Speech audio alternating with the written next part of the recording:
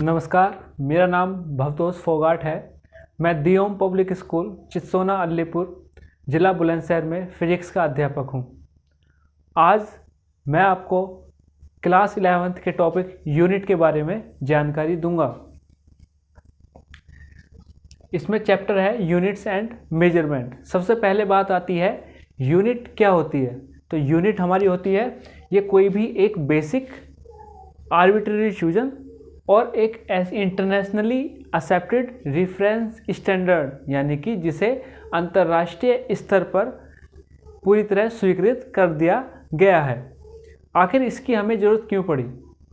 दरअसल हमारे यहाँ नापने के, तौलने के अलग अलग पद्धतियाँ प्रचलित हैं। जैसे अगर हमें इस बोर्ड की लंबाई नापनी हो तो उसके भी कई तरीके हैं। अगर चाहो तो आप इसे बिलांस से भी नाप सकते हो, आप इसे किसी रस्सी से भी नाप सकते हो, आप मीटर में भी नाप सकते हो और सेंटीमीटर में भी। तो हमें एक ऐसी यूनिट की आवश्यकता थी जिसे पूरे विश्व में जाना जा सके, जिसका अपना एक स्टैंडर्ड हो और हमें कोई भी दिक्कत ना आए। जैसे अभी हमने लंबाई का उदाहरण लिया, तो लंबाई सेंटीमीटर में भी नापी जाती थी, फुट में भी नापी जाती थी और मीटर में भी नापी जाती थी।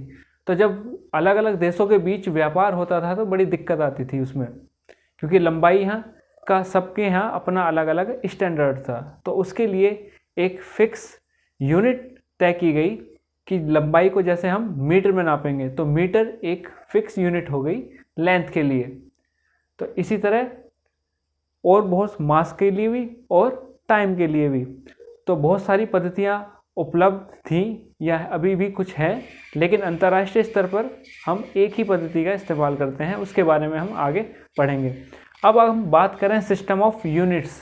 तो सिस्टम ऑफ यूनिट्स दो तरह की होती हैं, पहली फंडामेंटल और दूसरी ड्राइव्ड। पहली फंडामेंटल यूनिट्स। फंडामेंटल में आती हैं बेस यूनिट्स जैसे लेंथ, मास और टाइम। इसके अलावा फिर आती है हमारी ड्राइव्ड यूनिट्स। ड्राइव यूनिट्स होती हैं जिन्हें हम फंडामेंटल क्वांटिटीज़ की सहायता से ड्राइव करते हैं। जैसे फोर्स हमारे यहाँ होता है mass upon mass into acceleration. तो हमने उसे ड्राइव किया है उस यूनिट को, तो हम उसे कहेंगे ड्राइव्ड यूनिट्स। और जो हम सीधे सीधे निकाल सकते हैं जैसे लेंथ की मीटर, मास की किलोग्राम और टाइम की यूनिट्स, इनको हम कहते हैं फंडामेंटल यूनिट्स। अब अलग अलग देशों में विभिन्न तरह की पद्धतियाँ उपलब्ध होती हैं। आइए कुछ उनके बारे में जानकारी लेते हैं। सबसे आजकल ज़्यादातर 3 पद्धतियाँ अभी तक प्रचलित रही हैं। इनमें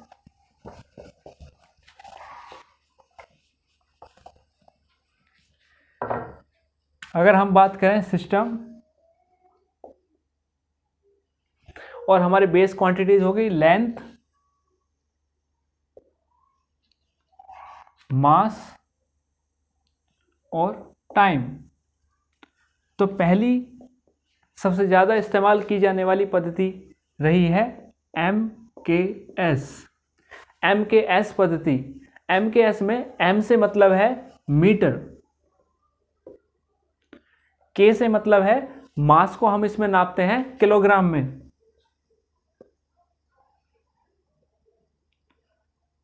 और S आता है टाइम में सेकंड के लिए।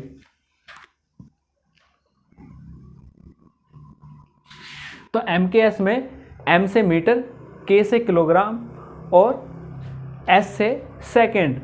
वहीं दूसरी हमारी पद्धति है CGS। CGS में लेंथ यानी C, लेंथ को हम नापते हैं सेंटीमीटर में, वहीं मास को हम नापते हैं ग्राम में और टाइम को सेकंड में। इसी प्रकार एक आखिरी पद्धति है, हम उसे कहते हैं FPS। यहाँ पे F डिनोट करता है फुट, यानी लेंथ को फुट में नापा जाता है। P यानी कि मास को पौंड में नापा जाता है और टाइम को सेकंड में नापा जाता है। ये 3 मुख्य पद्धतियाँ अभी भी प्रचलित में हैं, लेकिन जब हम बात करते हैं अंतर्राष्ट्रीय स्तर पर तो उसमें 1971 में एक कॉन्फ्रेंस हुई जिसमें विभिन्न देशों के लोगों ने हिस्सा लिया और तब तय किया कि हम क्या क्या यूनिट रखेंगे। उसमें पूरी तरह से एक तरह से MKS पद्धति को पूरी तरह स्वीकार कर लिया गया। तो हम उसे कहते हैं SI यूनिट्स, यानी इंटरनेशनली एक्सेप्टेड यूनिट है। अब SI यूनिट्स के बारे में आप पढ़िए। इसे हम कहते हैं इंटरनेशनल सिस्टम ऑफ यूनिट्स।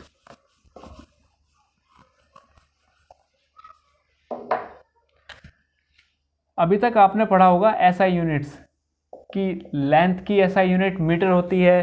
तो ये SI क्या है? SI यह है इंटरनेशनल सिस्टम ऑफ यूनिट्स, यानी 1971 में एक कॉन्फ्रेंस हुई थी। वो कॉन्फ्रेंस थी the general conference on weights and measures.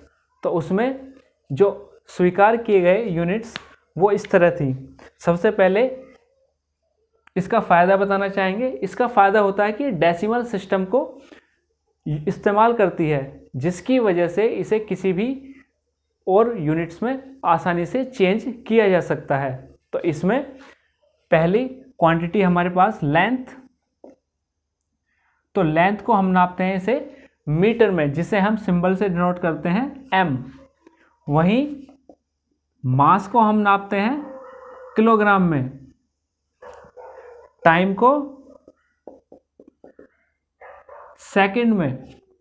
ये पूरी तरह MKS थी, जिसमें हमने लेंथ को मीटर, मास को किलोग्राम और टाइम को सेकंड में किया। इसके अलावा फिर आता है इलेक्ट्रिक करंट। इसे हम नापते हैं एम्पियर में। इलेक्ट्रिक करंट के बाद इसमें नेक्स्ट है थर्मोडायनेमिक टेम्परेचर।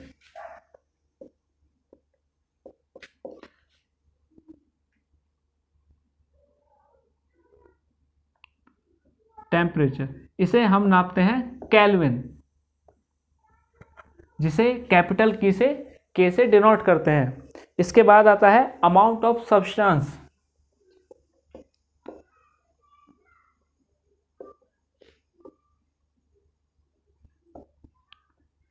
इसे हम नापते हैं इसे मोल।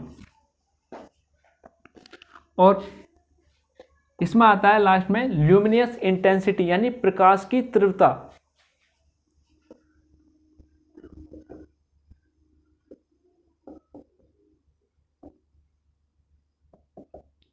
इसे हम नापते हैं कैंडेला में। इसके अलावा 2 और होती हैं।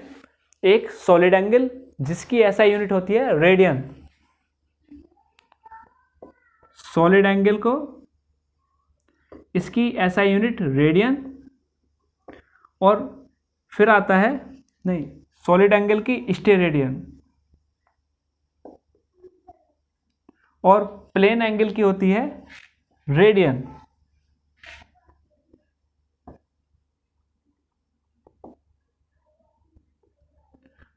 तो ये है हमारी SI सिस्टम, यानी SI सिस्टम एक